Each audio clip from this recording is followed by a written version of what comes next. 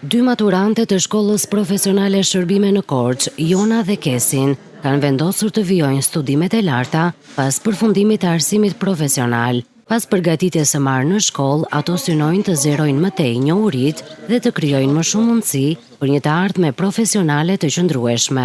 Unë kam studiuar degën veterinari këtu në shkollën profesionale shërbime Korçë dhe tani kam aplikuar për të vazhduar studimet në universitet. Kam zgjedhur infermierinën sepse një pjesë të lëndëve ne i kemi bërë këtu në shkollë dhe mendoj që kjo do ma lehtësoj punën për studimet e larta.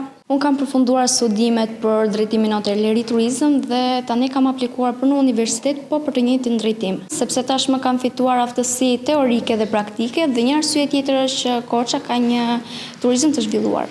Për drejtoren e shkollës, rreth 30% e maturantëve të këtij viti kanë aplikuar për programe universitare krahas përgatitjes profesionale që kanë marrë gjatë viteve të shkollimit apo punësimit gjatë kësaj periudhe. E para, certifikimi që ka marrë në shkollë profesionale i krijon mundësi punësimi dhe e dyta, as pak nuk e pengon që të vazhdojë një shkollim të lartë në qoftë se ka rezultatet e shkollës.